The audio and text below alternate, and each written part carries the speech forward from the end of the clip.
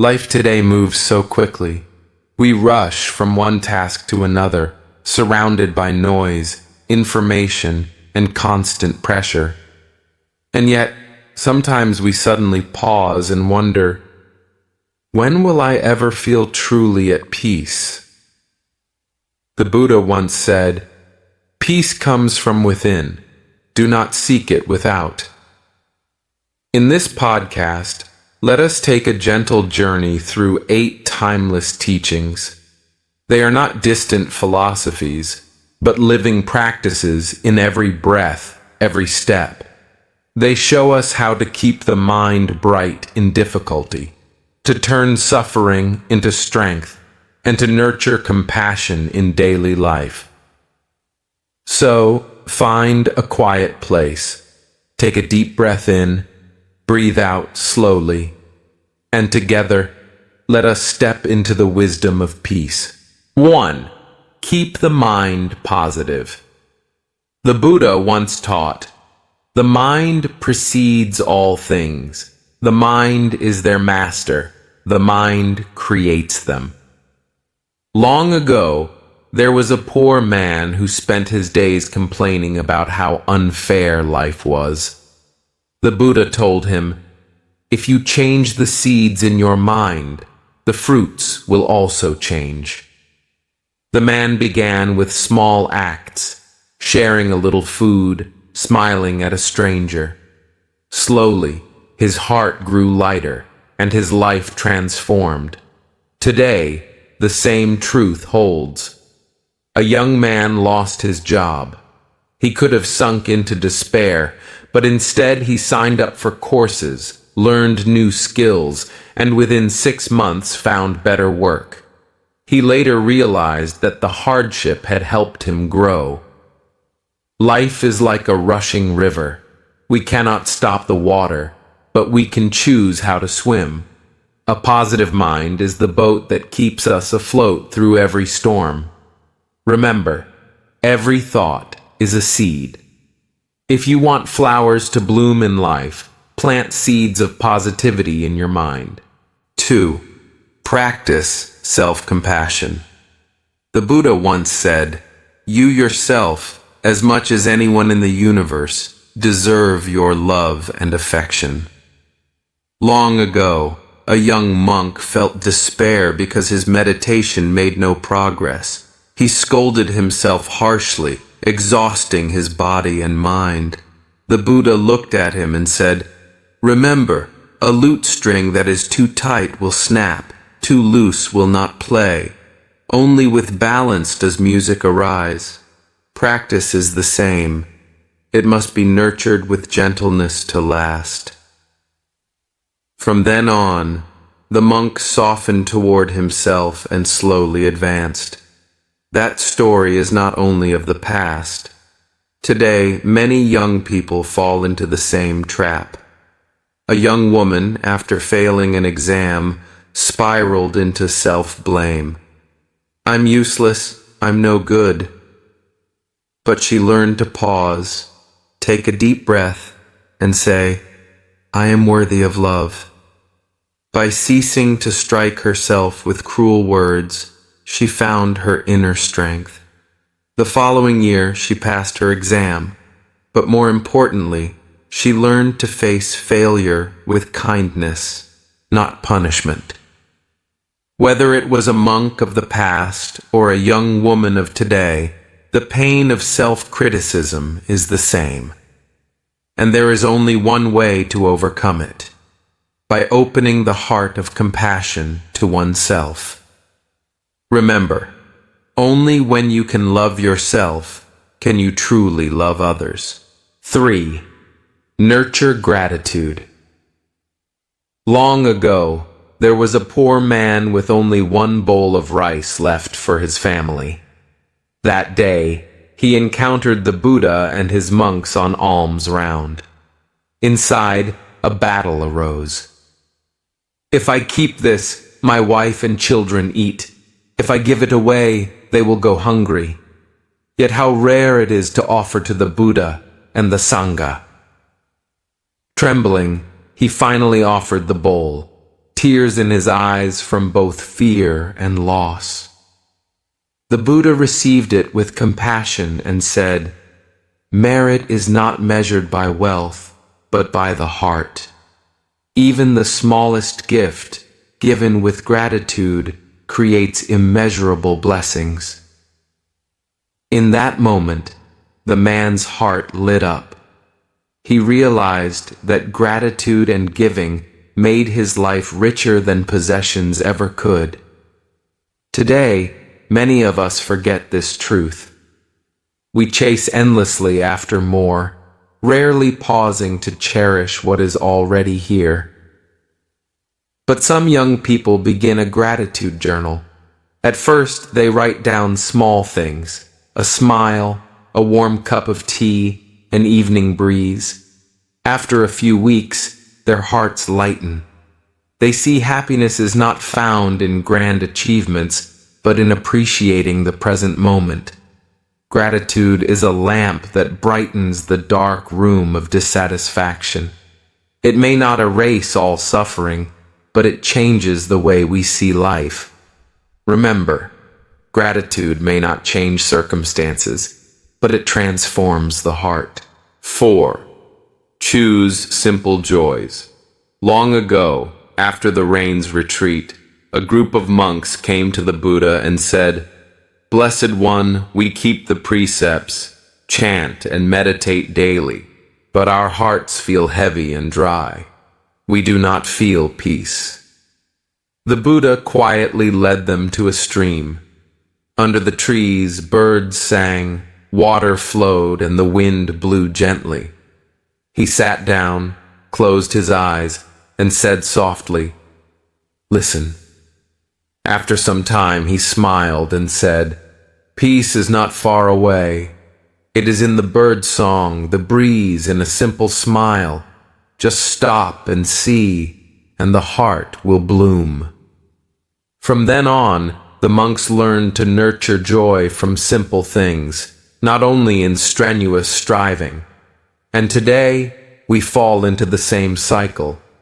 We think happiness lies in big houses, cars, or success, but true joy is found in moments we often miss. A single mother, exhausted after work, keeps 15 minutes each night to read funny stories with her child. That laughter doesn't erase hardship, but it keeps her heart light and her child's childhood bright. Joy is not a distant goal, but sunlight falling into daily life.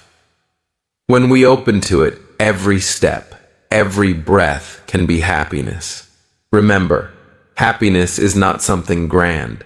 It is living fully with the simple joys around us. 5. Care for the body, the temple of the spirit. Long ago, as an ascetic, the Buddha practiced extreme self-denial. He fasted until his body was nothing but skin and bones. So weak he fainted by the river Naranjara. A young cowherd girl passed by, saw the frail monk, and offered a bowl of warm milk. After drinking, his strength returned. The Buddha realized, when the body is broken, the mind is clouded. Extreme self-mortification does not lead to liberation. He chose the middle way, caring for the body while nurturing the mind. This lesson remains true today. In the modern world, many sacrifice health for work, money, or success. A businessman under heavy stress developed high blood pressure and insomnia. Only when he began practicing yoga, walking daily, eating mindfully, and resting properly did he discover, when the body is strong, the mind is light and clear, and life flows more smoothly. The body is the boat carrying us across the river of life. If the boat is broken, we cannot cross to the other shore of peace. By caring for the body with mindfulness, we build a strong temple for the spirit. Remember, a healthy body is the foundation for a peaceful mind and a clear heart. 6. Set realistic goals.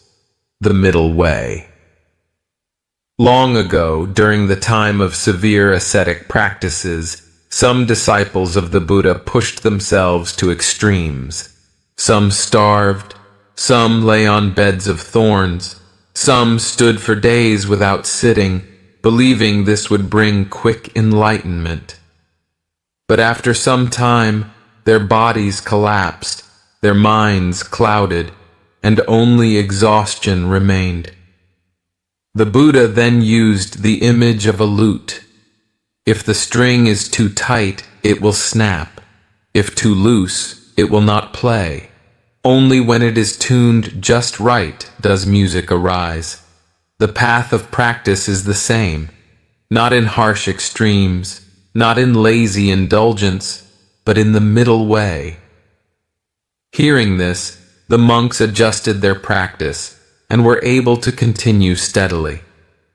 Today, this teaching remains practical. A student set a goal of studying 12 hours a day, thinking it would bring faster success. Within weeks, he burned out. Later, he changed his approach, studying in focused sessions of 2 to 3 hours with breaks for rest. When exams came, he not only succeeded, but felt clearer and more balanced. Setting goals within our strength is not laziness. It is wisdom for the long journey. Like climbing a mountain, sprinting exhausts us, but steady steps bring us smiling to the summit. Remember, success does not come from extremes, but from steady, balanced steps each day. 7. Embrace change, the truth of impermanence. The Buddha taught, all conditioned things are impermanent. When one sees this with wisdom, one turns away from suffering. Long ago, there was a woman named Kisa Gotami. Her only son suddenly died. In grief, she carried his body everywhere, begging for someone to bring him back. Finally, she came to the Buddha. He said, "Bring me a handful of mustard seeds, but only from a house untouched by death." She went door to door, but in every home, someone had died. At last, she realized, death was not only hers to bear, it was the truth of all lives. She returned, no longer with desperate cries, but with acceptance. Later, she became a devoted disciple, practicing an awakening through the wisdom of impermanence. Today, many of us cling to what has passed, a relationship, a job, a stage of life. A man after divorce felt his world collapse, but through meditation, he slowly realized, everything changes. And in that change lies the chance to begin again, to live more authentically. Impermanence teaches that nothing lasts forever. But because of it, every present moment becomes precious. Remember, impermanence does not take happiness away. It teaches us to cherish the present and grow through change. 8. Pause for stillness. The Buddha once said, "Calm is the highest happiness." Long ago, the monks once argued fiercely about doctrine, their voices filling the monastery. The Buddha came, said nothing at first, but quietly led them to a lake. He pointed, "When the water is stirred, the moon cannot be seen. But when the lake is still, the moon appears clearly. So too with your minds. Only in stillness does truth shine." The monks sat in silence, letting the calm wind and clear water remind them to return to the breath. Today, our minds too are like lakes full of waves, news, work, social media, endless worries. But some learn to pause, like a young office worker who, at lunch, simply sits quietly with a cup of tea, breathing deeply for 10 minutes, not escaping life, but calming the mind. And those minutes of stillness transform her entire afternoon. Stillness does not mean leaving life. It means returning to yourself, seeing the path clearly, hearing the heartbeat of life, and walking more freely through the world. Remember, when the mind grows still, truth and peace shine within. We have walked together through 8 teachings of the Buddha, jewels of wisdom shining across generations.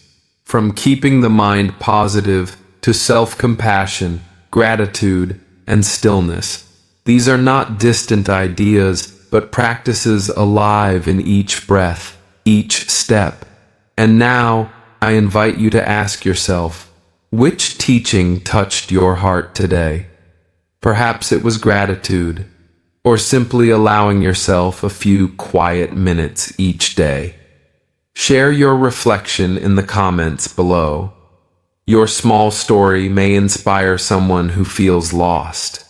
If this podcast brought you peace, please like, share, and subscribe so that together we can create a community of gentle hearts, learning to return home to ourselves and live more peacefully every day. And now, before we close, I invite you to close your eyes, take a deep breath in, and slowly breathe out. In this moment, there is only stillness and a gentle smile on your lips.